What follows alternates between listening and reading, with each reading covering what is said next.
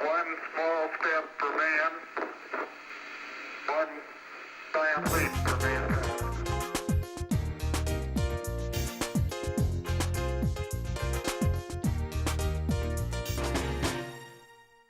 Bonjour et bienvenue à l'Eurospace Center. Aujourd'hui, je vous propose de vous emmener sur les traces des 12 hommes qui ont marché sur la Lune. C'est parti, décollage! Alors, à part Tintin, il y a 12 hommes qui ont marché sur la Lune entre 1969 et 1972. Une grande aventure qui n'a pas duré longtemps, juste 3 ans, 2 ans et demi, allez, en gros, entre juillet 1969 et décembre 1972. Dans la nuit du 20 au 21 juillet 1969, que Neil Armstrong a posé son pied gauche à la surface de la Lune. Il était exactement 3h56.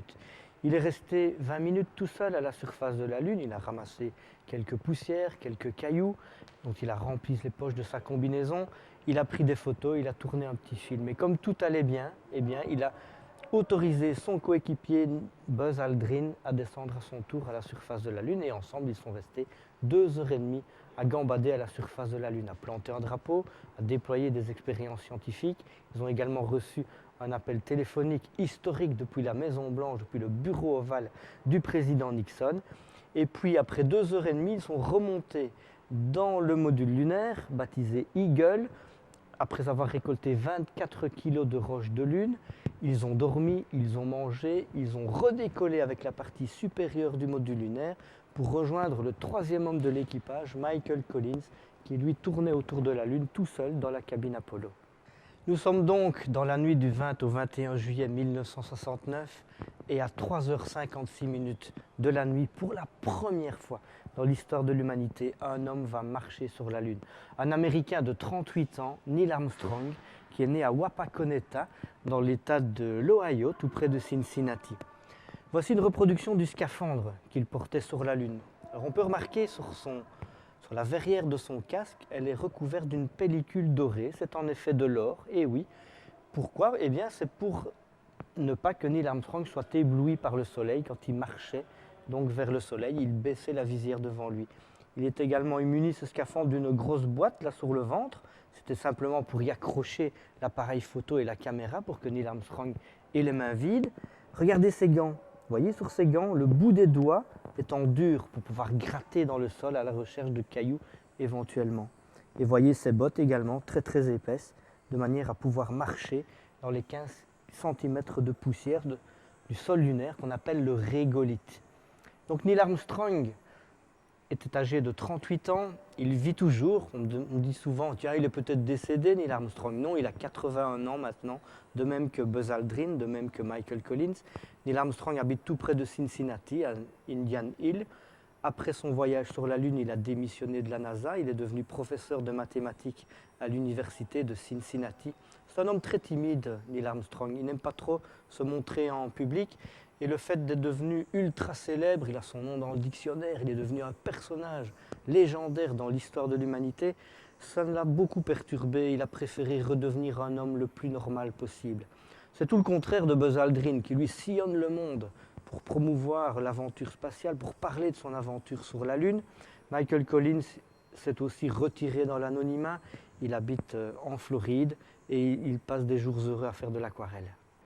Alors c'est vrai qu'on voit Buzz Aldrin un petit peu partout, à Paris, à Bruxelles, aux États-Unis. Il était encore la semaine dernière dans une grande manifestation en Floride, mais il fait aussi des apparitions au cinéma. Et oui, c'est lui qu'on voit dans le fameux film Transformers 3. Neil Armstrong et Buzz Aldrin ont ramené lors d'Apollo 11 24 kg de roches de Lune. Et nous avons ici, à l'Eurospace Center, quelques petits grains extraits de ces 24 kg de roches de Lune, ici dans la petite boule de résine. Voici l'énorme fusée Saturne V, l'œuvre du savant allemand Werner von Braun, récupérée par les Américains après la guerre 40-45. Cette fusée a donc permis aux astronautes de marcher sur la Lune. Elle s'appelle la Saturne V. Elle mesurait 111 mètres de hauteur et elle était composée de 6 millions de pièces différentes. Oh, il y a des tas de petites anecdotes. Savez-vous par exemple que cette Saturne V, par endroits, l'épaisseur des tôles de la fusée ne dépassait pas l'épaisseur d'une feuille à cigarette. Alors vous allez me dire comment se fait-il que la fusée ne s'effondrait pas sur elle-même? Tout simplement, elle était mise sous pression en permanence, comme un ballon. Elle était gonflée, si vous voulez. Alors elle a permis à Apollo 11 d'aller sur la Lune, mais il n'y a pas qu'Apollo 11. Il y a également eu Apollo 12, et puis 13, et puis 14, 15, 16 et 17, jusqu'en 1972. La mission Apollo 12 a été très sympa. Elle était commandée par Pete Conrad, un homme plein d'humour qui s'entendait très très bien avec son coéquipier Alan Bean, qui lui maintenant passe son temps à faire de la peinture. Et sachez que dans chacune de ses peintures, il les commence toutes par l'empreinte de sa botte qu'il grave dans la toile. Il y a aussi des petites poussières de lune dans sa peinture, mélangées à sa peinture, mais ça c'est peut-être de la légende. Pete Conrad malheureusement est décédé maintenant, il est mort dans un accident de moto. C'est vrai, sur les 12 hommes qui ont marché sur la Lune, il y en a 3 actuellement qui sont décédés. Pete Conrad est l'un d'eux, plein d'humour. Avec Alan Bean, ils s'entendaient super bien, ils se connaissaient déjà depuis très longtemps, de même qu'avec le 3e homme de l'équipage, Dick Gordon. Apollo 14 a été commandé par le premier Américain qui a voyagé dans l'espace, qui s'appelait Alan Shepard. Alan Shepard est un homme extrêmement rude, extrêmement compliqué, c'était quelqu'un d'extraordinaire en même temps. Il était craint par ses collègues astronautes, tellement il avait une forte personnalité. Et nous avons eu la chance de l'accueillir ici à l'Eurospace Center pendant 5 jours, il y a une quinzaine d'années maintenant. Alan Shepard est décédé. Il est décédé d'une leucémie il y a une dizaine d'années. Il était accompagné sur la Lune par Edgar Mitchell, un homme tout à fait particulier également, qui était passionné par la télépathie et par la psychologie. Il est venu ici à l'Eurospace Center également. Edgar Mitchell, regardez, la photo est dédicacée à l'Eurospace Center par Edgar Mitchell.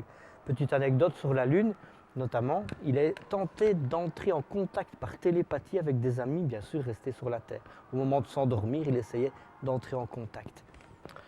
Apollo 15 a emmené les astronautes James Irwin et David Scott au milieu des montagnes sur la Lune. Et oui, il y a des montagnes qui culminent très très haut. On les appelle les monts Apennins, d'une hauteur de 3000 mètres. Et ils ont eu la chance, les astronautes d'Apollo 15, d'être les premiers à rouler en Jeep sur la Lune. Et oui, on a roulé en rover sur la Lune. Elle s'appelait la LRV. Vitesse maximum 16 km à l'heure. N'oublions pas, la gravité est 6 fois moindre que sur la Terre. Et donc, il n'y a pas d'autoroute sur la Lune. Et il fallait faire très attention à la moindre bosse, au moindre caillou, évidemment. Les astronautes d'Apollo 15 ont effectué la première véritable mission scientifique à la surface de la Lune. Alors, imaginez le décor. Je me souviens, j'ai rencontré David Scott. Il m'expliquait qu'il serpentait avec son module lunaire entre les montagnes de Lune pour trouver une plaine pour se poser en très haute altitude.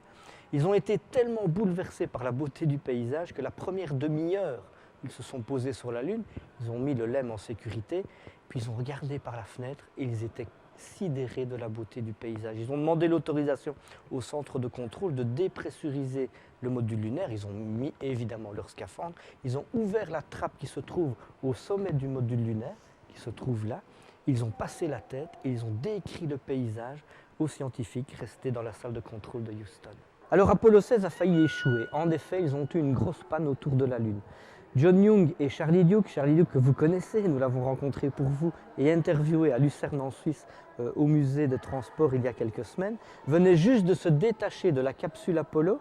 Ils étaient à 1 heure avec John Young de commencer la descente propulsée vers la Lune, quand soudain Thomas Mattingly, resté seul dans la cabine Apollo autour de la Lune, leur a dit « Écoutez les gars, il y a un petit problème, j'ai un problème. Le système de secours, de fonctionnement du moteur principal pour revenir vers la Terre ne fonctionne pas. » Bien sûr, ils ont le système principal qui fonctionnait, lui, mais le système de secours, lui, n'allait pas. Alors, le règlement de la NASA est très clair. S'il y a même un système backup qui ne fonctionne pas, on annule la mission et on revient sur la Terre. Alors, pendant 1 heure, souvenez-vous, Charlie Duke nous l'a dit lors de l'interview, l'ambiance a été très triste à bord du vaisseau spatial, mais heureusement, grâce à un ingénieur de la salle de contrôle qui a trouvé la solution, tout est rentré dans l'ordre. Il aura quand même fallu 9 heures pour la trouver, cette solution. John Young et Charlie Duke se sont posés dans un superbe plateau en plein milieu de la surface de la Lune, sur la face visible de la Lune, qu'on appelle le plateau Descartes, et ils ont effectué 3 extraordinaires sorties extravéhiculaires avec la rover, bien entendu. Ils ont fait des découvertes exceptionnelles. Je me souviens encore de Charlie Duke qui racontait avoir été avec un marteau chercher un petit échantillon dans un énorme rocher qu'il venait de découvrir. C'est déjà l'avant-dernière mission de l'homme sur la Lune. Pendant ce temps-là, le dernier équipage à prendre la route vers la Lune se prépare, celui d'Apollo 17. L'ambiance est un peu tristounette à Cap Kennedy, évidemment. C'est au tour de Gene Cernan de Ronald Evans et d'Harrison Schmitt de se préparer à monter dans la gigantesque Saturne V. Apollo 17 est la dernière mission à avoir marché sur la Lune jusqu'à ce jour. Les deux astronautes, les deux grands chanceurs, sont Gene Cernan et Harrison Schmitt. Harrison Schmitt n'est pourtant pas un astronaute au départ, il était un géologue. Mais la communauté scientifique internationale, surtout américaine bien sûr, avait fait pression sur la NASA pour que sur le dernier équipage, il y ait un géologue. Oh, ça n'a pas été sans mal parce qu'il y avait un autre astronaute qui était prévu à sa place, qui s'appelait Joe Engle, et qui a dû malheureusement laisser sa place à Harrison Schmitt. En fait, Harrison Schmitt était prévu sur la mission suivante, celle d'Apollo 18. Mais les 3 dernières missions sur la Lune, Apollo 18, 19 et 20, ont été toutes les 3 annulées pour raisons budgétaires. On a donc enlevé Joe Engle d'Apollo 17 pour le remplacer par Harrison Schmitt. Alors Gene Cernan est toujours à l'heure actuelle le tout dernier homme à avoir marché sur la Lune. Il a 81 ans également, il habite au Texas. Et la mission Apollo 17, c'est vraiment probablement la plus belle de toutes les missions. Il n'y a eu vraiment aucun problème. Ah, il y a quelques petits soucis de temps en temps, il n'y a jamais une mission qui se passe à 100% convenablement. Mais imaginez qu'ils sont restés 3 jours à la surface de la Lune, qu'ils ont parcouru 40 km en jeep dans une grande vallée superbe, magnifique, qui s'appelle la Taurus Littrow. Ils ont découvert notamment des roches volcaniques. La preuve était faite qu'il y avait des volcans en éruption sur la Lune au début de la création du système solaire.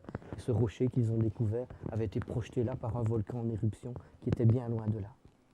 Voilà, c'est la fin de notre émission aujourd'hui consacrée aux 12 hommes qui ont marché sur la Lune. J'espère vous avoir fait rêver un petit peu et que la prochaine fois que vous regarderez la Lune, vous vous direz qu'il y a des gens extraordinaires qui ont eu la chance de marcher dessus. À dans 15 jours pour une autre émission de La Tête dans les étoiles. One small step for man, one giant leap for man.